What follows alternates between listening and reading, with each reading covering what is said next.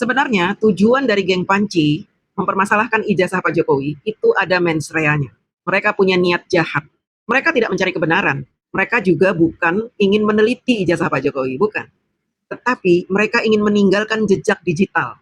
Nanti di masa yang akan datang, generasi-generasi muda akan melihat jejak digital ini bahwa seorang Presiden Joko Widodo ijazahnya menjadi kontroversi dan tidak terselesaikan.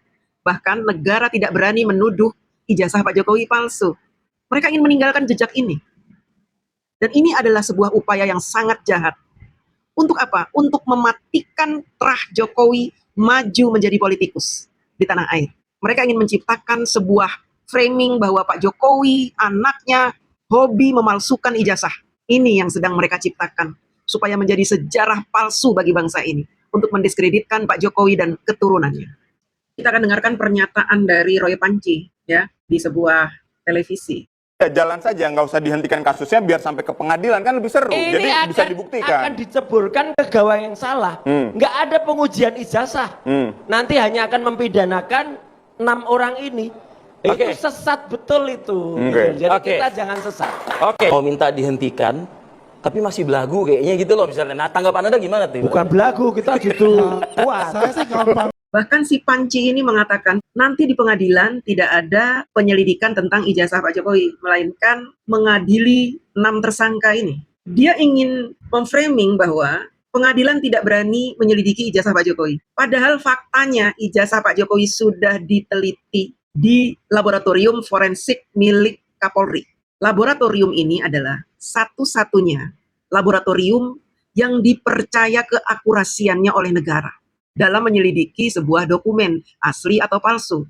Sehingga negara tidak membolehkan laboratorium lain melakukan penyelidikan yang sama terhadap sebuah dokumen. Karena apa? Tidak ada jaminan bahwa laboratorium tersebut seakurat laboratorium yang dimiliki oleh Kapolri. Ini ada undang-undangnya. Bukan berarti laboratorium ini ingin menutup-nutupi. Bukan. Tetapi memang ini adalah standar penelitian terhadap sebuah dokumen. Dokumen penting. Dan kenapa ketika kepolisian melakukan uji forensik di laboratorium tersebut tidak menghadirkan publik? Karena yang diteliti adalah dokumen yang dilindungi oleh undang-undang. Tidak boleh sembarangan orang melihat. Bukan kapasitasnya, bukan kewenangannya. Yang berwenang hanya kepolisian yang melakukan penyelidikan dan penyidikan serta pihak-pihak yang berwenang ketika memang membutuhkan dokumen tersebut untuk sebuah pekerjaan atau sebuah ajang pilpres dan pilkada. Inilah teman-teman yang harus diberitahu, diinformasikan kepada publik. Sehingga publik tidak sembarangan meminta memperlihatkan dokumen pribadi. Kurang ajar itu namanya yang minta-minta. Coba tunjukin aja ijazahnya. Tunjukin aja ijazahnya. Kurang ajar, gila. Sudah dijelaskan, dokumen pribadi tidak boleh ditunjukkan di muka umum. Kecuali yang bersangkutan mau mengambil resikonya. Akan menjadi dokumen yang disalahgunakan dan sebagainya. Pak Jokowi nggak mau dan tidak boleh ada satu orang pun memaksa. Sekalipun yang memaksa adalah Panci. Gak bisa seenaknya minta-minta dokumen pribadi. Siapa lu? Tadi kita sudah menonton bagaimana congkaknya si Panci ini. Sombong sekali dia. Di depan publik, di acara televisi, mengatakan bahwa apa yang akan terjadi di pengadilan itu adalah kesesatan. Artinya dia tidak memahami hukum. Dia tidak memahami undang-undang. Dan dia ingin membodohi publik dengan pernyataan-pernyataan dia yang ngawur. Teman-teman harus tahu bahwa saat ini si Panci ini sudah mulai kepusingan. Jadi kalau ada yang bertanya soal pengadilan dia pusing dan suka ngomong sendiri katanya. Sehingga jadi gila dia. Makanya kalau ngomong selalu nggak mau ngalah. Giliran dia ngomong, orang selalu dengerin. Giliran orang lain ngomong, dia nggak mau dengerin. Dia sela-sela terus tuh orang ngomong. Namanya juga orang gila ya kayak gitu. Terjadi kalau ternyata Anda di SP3, Anda dan Dr. Tifa kasusnya di SP3, Anda terjadi, Anda masih langsung kalau melanjutkan SP3 perkara ini? Ya. Anda masih melanjutkan kan perkara soal fitnah dan pencemaran nama baik, berarti itu selesai kan ke saya. Ijazah ini udah menjadi polemik ijazah sudah menjadi rahasia umum bagi masyarakat. Tapi Anda masih mau tetap lanjut? Loh, saya tetap mengatakan ini 90, enggak gini, lanjut dan tidak, saya mengatakan 99,9% palsu. Kita nggak mau mendahului penyidik, tapi kalau SP3 dilakukan untuk meredam kegaduhan di publik yang sudah 1 tahun berlangsung ini, apakah Anda tetap mau mempertahankan? Loh, kalau ini jelas, kan itu nggak ada kewajiban saya untuk menarik statement kan? Jadi ijazahnya tetap 99,9% palsu. Tapi apakah Anda tetap akan membuat manuver-manuver baru? Manuvernya mungkin tidak hanya untuk bapaknya. Ya sekarang kita bongkar siapa yang ijazahnya palsu atau pendidikannya palsu. Oke. Ya ini masih jabat sekarang tuh pendidikannya palsu. Nggak pernah lulus SMA. Sekalipun diberikan SP3, dia tetap akan bilang palsu. Jadi seperti yang saya katakan teman-teman, memang tujuannya bukan untuk meneliti, bukan. Tapi ingin membuat framing dan jejak digital bahwa ada seorang presiden yang ijazahnya palsu itu. Ini yang dia maui. Karena apa? Framing ini harganya mahal, teman-teman. Ada bohir di belakangnya yang memang targetnya tadi framing bahwa Pak Jokowi ijazahnya palsu. Jadi dibuat sedemikian rupa, diulur-ulur masalah ini tidak buru-buru diselesaikan. Bohir-bohir menginginkan bahwa Bapak Jokowi dan terahnya tidak boleh lagi maju di dunia politik. Karena apa? Mereka banyak yang menggemari, banyak yang menyukai. Mereka harus dicitrakan buruk. Mereka ini udah ketakutan. Dengan Jan Etes saja mereka takut. Dengan Jan Etes yang masih kecil aja mereka udah takut. Bagaimana dengan Pak Jokowi dan Mas Gibran?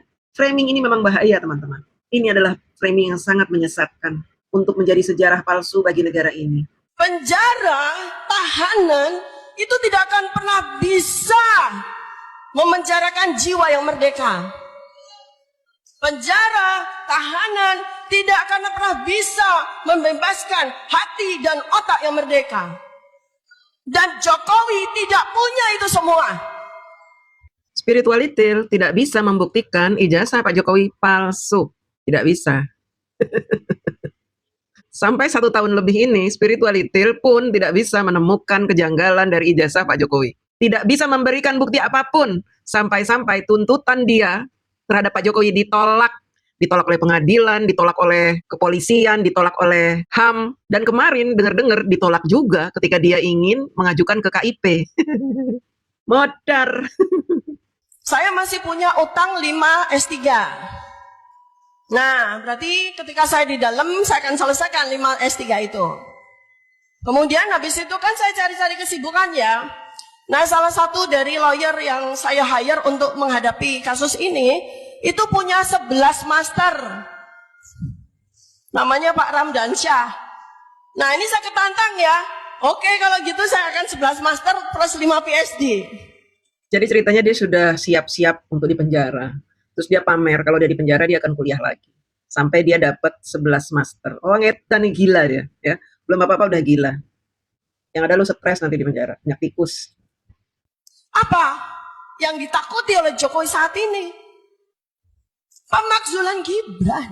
Nggak ada yang ditakuti. Pemakzulan Gibran itu kan hayalan kalian. Pemakzulan Mas Gibran itu hayalan orang-orang yang kalah pilpres. Mereka mendengki, iri hati, kesal terhadap seorang anak muda yang masih umurnya masih belia, kok bisa menjadi pemimpin. Mereka stres, kesel. Karena apa? Mereka merasa lebih baik dari Mas Gibran. Sehingga keberhasilan Mas Gibran yang diridhoi oleh Allah menjadi seorang wapres diprotes sama mereka. Kalau mereka memahami agama Islam, tentunya iri hati, dengki, dan kekesalan mereka melihat Mas Gibran duduk sebagai wapres itu jelas-jelas melanggar ayat-ayat Al-Quran. Orang-orang yang mendengki, yang tidak suka dengan keberhasilan orang lain, sungguh dia berada dalam kerugian. Karena apa? Pikirannya akan terguncang setiap saat. Setiap melihat Mas Wapres, pikirannya terguncang.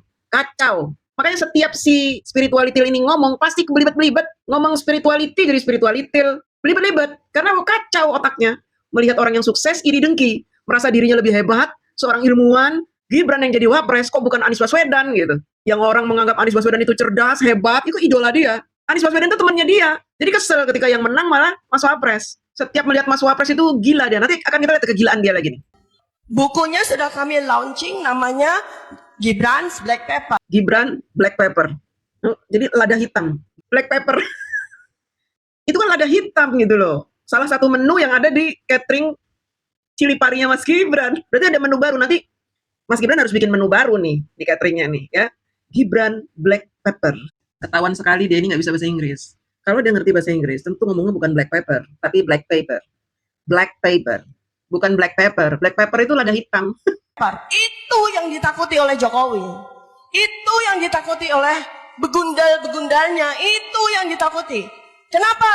Karena dengan Gibran's Black Pepper, Gibran itu impeachable, layak dimakzulkan. Baik Roy maupun Tifa sama-sama mempunyai niat busuk untuk mendiskreditkan Bapak Jokowi meninggalkan jejak digital, bahkan untuk melegitimasi itu mereka membuat buku. Buku yang akan dijadikan catatan sejarah tentang Bapak Jokowi dan terahnya. Seolah-olah mereka ingin memberikan sebuah framing keluarga Bapak Jokowi dan keturunannya adalah orang-orang yang suka memalsukan dokumen. Jangan biarkan buku yang mereka buat ini menjadi sejarah palsu bagi kebenaran yang ada di negara ini. Kebenaran haruslah tetap benar, tidak boleh ditutup-tutupi oleh kebohongan yang mereka ciptakan. Mereka menggunakan titel untuk menciptakan sejarah palsu tentang Bapak Jokowi dan terahnya. Sementara kita baru menemukan tokoh yang patut menjadi kebanggaan kita, tokoh yang selama ini kita cari-cari, tokoh yang memang dirindui oleh umat Islam dimanapun berada, tentang seorang politikus yang jujur, amanah, mau bekerja, dekat dengan rakyat, sangat dicintai oleh rakyat, meskipun sebagian dari mereka mencaci maki karena melihat latar belakang Bapak Jokowi yang bukan siapa-siapa. Mari kita selamatkan generasi yang akan datang dengan terus memberikan pemahaman kepada mereka bahwa hari ini ketika kita menemukan seorang Joko Widodo, pemimpin yang dikagumi oleh dunia, muncul beberapa manusia, antek-antek dajjal, yang mengaku sebagai seorang ahli, yang memutarbalikkan fakta, menutup-nutupi kebenaran dengan sebuah hasil karya yang penuh dengan tipu daya. Selamatkan generasi yang akan datang. Selamatkan anak cucu kita dari pengaruh buruk pemikiran-pemikiran antek-antek dajjal ini. Katakan kepada mereka bahwa mereka adalah maling panci dan spiritualitil. Terima kasih.